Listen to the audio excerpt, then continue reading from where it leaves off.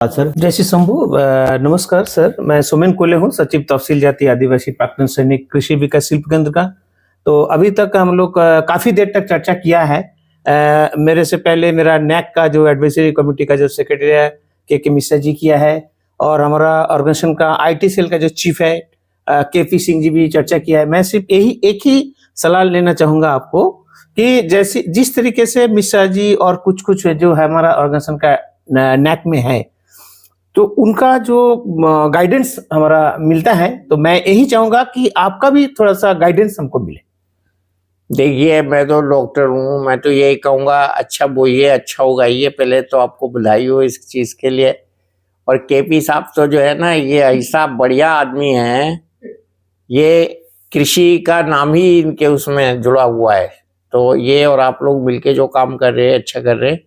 और हम इसमें यही कहते हैं कि इस वक्त देश में हमारे ज़्यादा अनाज उगाने की जरूरत है, क्योंकि यूक्रेन जो था वो युद्ध से बहुत पीड़ित और प्रभावित है, और बहुत से देशों में अन्न की आवश्यकता है।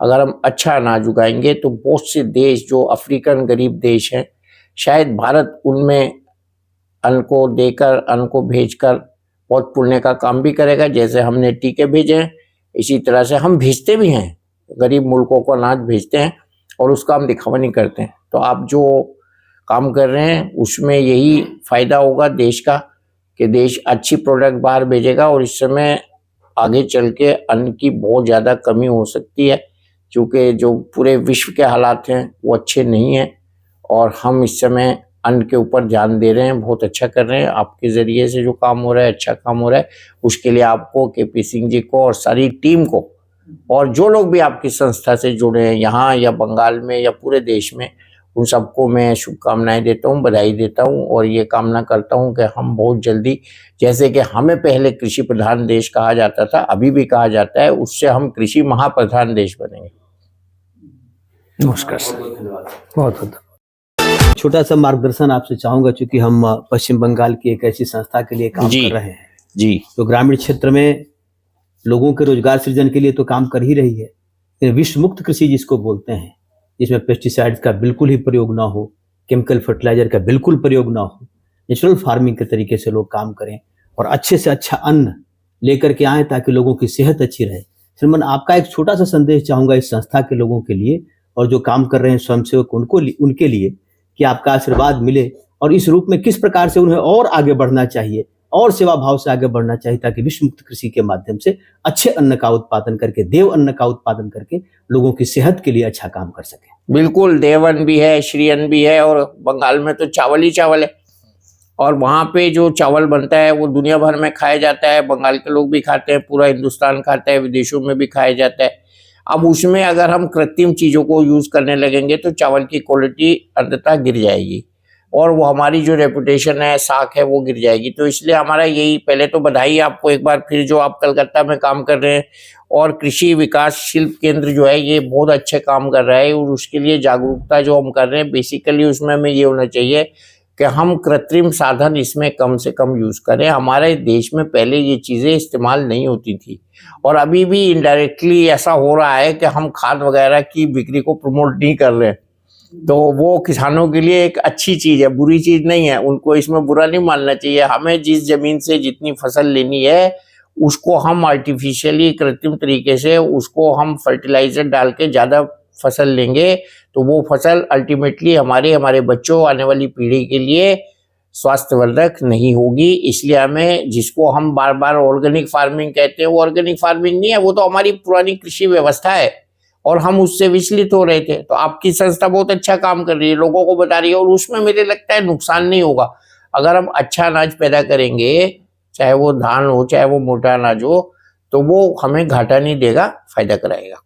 बहुत बहुत धन्यवाद। नमस्कार, मैं डॉक्टर वली, भारत सरकार में काफ़ी दिन तक काम करके अब मैं अपनी प्रैक्टिस कर रहा हूँ, लेकिन मेरे दिल में एक किसान रहता है, और मैं आज श्री KK मिश्रा और श्री सोमेन कोले जी को बधाई देना चाह रहा हूँ। दोनों कृषि की प्रगति के लिए, कृषि के विकास के लिए, और साथ साथ शिल्प के विकास के लिए, आधुनिक समय के हिसाब से, आज के हिसाब से जो काम कर रहे हैं, इनका ये काम बड़ा सराहनीय है। और ये कृपा तो कर ही रहे हैं हम सब पर, देश पर, ये बधाई के भी पात्र हैं। तो मैं इनका सत्कार करते हुए और इनका सम्मान करते हुए इनको बधाई दे रहा हूँ और इनके लिए ऐसी कामना भी कर रहा हूँ कि आगे और अच्छा काम करें और आगे बढ़ें। मित्रों नमस्कार, गुड इवनिंग। जैसा कि आप जानते हैं, हमारे देश के सम्मानित व्यक्तित्व Padma Shri awarded professor doctor M Wali sir से लगातार मैं पिछले 2-3 साल से गांव के स्वास्थ्य को लेकर, गांव के पर्यावरण को लेकर लगातार प्रश्न करता भी रहा हूं और उन्होंने बेबाकी से अपनी राय, अपने महत्वपूर्ण समय को निकालकर रखी भी है। और इसी क्रम में आज हमारे तहसील जाति आदिवासी प्राक्तन सैनिक कृषि विकास शिल्प केंद्र के हमारे सेक्रेटरी श्री सोमेन कोले जी, वो नेशनल एडवाइजरी कमेटी के सेक्रेटरी श्री के मिश्रा जी, जो पहले भी सर से परिचय रहा, दोनों ही आए और सर ने उनको शुभेच्छा दी है। सर बात यह है जी, कोविड के बाद कुछ लोगों ने, हमने ऑर्गेनिक पे बात करी, मिलेट्स पे बात करी। आज की डेट में कृषि विकास शिल्प केंद्र जो कार्य कर रहा है वो कर रहा है कि अच्छा फूड प्रोडक्शन हो क्वालिटी का, जो केमिकल फार्मिंग है उस चीज से बचने के लिए जो भी चीजें हम कर सकते हैं।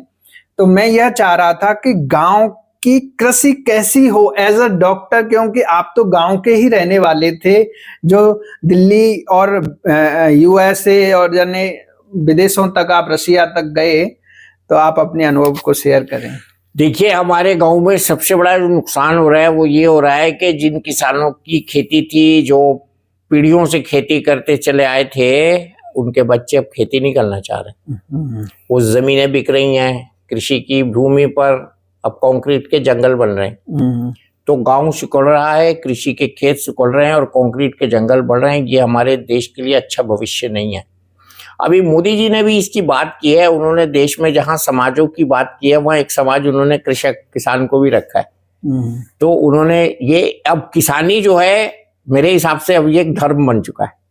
तो इस धर्म को नहीं छोड़ना है, उन बच्चों को किसानी नहीं छोड़नी है जिनके माँ बाप ने कृषि से बहुत सा देश को कुछ दिया है और उनके खाए हुए अनाज से हम बड़े हुए हैं। तो उन लोगों को अपना ये फील्ड नहीं छोड़ना है, अपनी ये पुश्तैनी पेशा नहीं छोड़ना है और शहरों की चकाचौंध से थोड़ा सा एहतियात करनी है और अपने गांव में ही अच्छा माहौल बनाना है।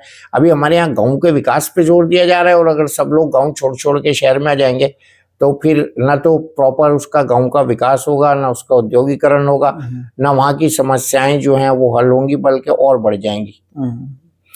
सर आपकी जानकारी में होगा, पिछली बार हमने बात भी की थी, भारत के आह्वान पे UNFAO ने इसको 2023 को अंतर्राष्ट्रीय मिलेट वर्ष घोषित किया था जी। एज अ डॉक्टर आपने उसमें सेमिनार या कॉन्फ्रेंस या सरकार के आप टच में रहे होंगे।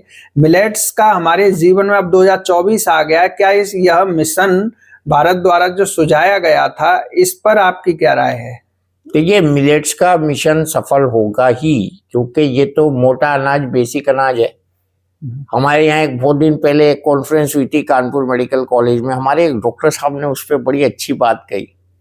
उन्होंने कहा ये जो आटा है ना, इसमें से काम की चीज तो हम गैया को खिला देंगे चोकर, और हम खा जाते हैं नुकसान की चीज। तो मिलेट्स वहीं से चलता है। जब हम रागी की बात करते हैं, मैं जॉर्ज फर्नांडिस सबको रागी का ब्रेकफास्ट कराता था, जब रागी का नाम भी नहीं जानते थे यहाँ मंत्री लोग। तो मैंने तो खुद मोटा अनाज खाया है, जौ, बाजरा, बगड़ की रोटी कहते थे हमारे यहाँ उसको, बाजरा, ज्वार, मक्की, मोटा अनाज, ये तो सेहत के लिए बहुत अच्छा है। ये मजदूरों का खाना नहीं है, ये हम सबका खाना है। क्योंकि आजकल बड़े बड़े 5 स्टार होटलों में इसके बिस्किट बन के बिक रहे हैं। वो मिलेट्स को जो है वो तरजीह दे रहे हैं। जो जब यूएस में प्रधानमंत्री जी का डिनर हुआ, उसमें मिलेट्स रखे गए, खाने में मोटा अनाज रखा गया।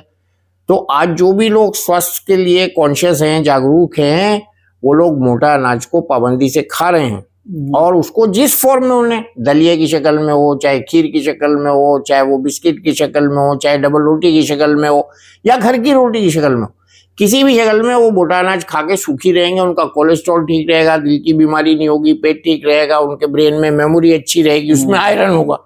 अब हमारी सरकार आजकल बहुत बात कर रही है औरतों में एनीमिया है, 63% औरतें गाँव की एनीमिक हैं, तो उसके लिए तो ये सबसे अच्छा आयरन का स्रोत है। जो मैंने रागी की बात करी, मैंने आपसे बात की मोटे अनाज की, तो आयरन तो उन्हीं में है, ना कि छने हुए आटे में। मैदा है वो तो पेट के लिए खराब है।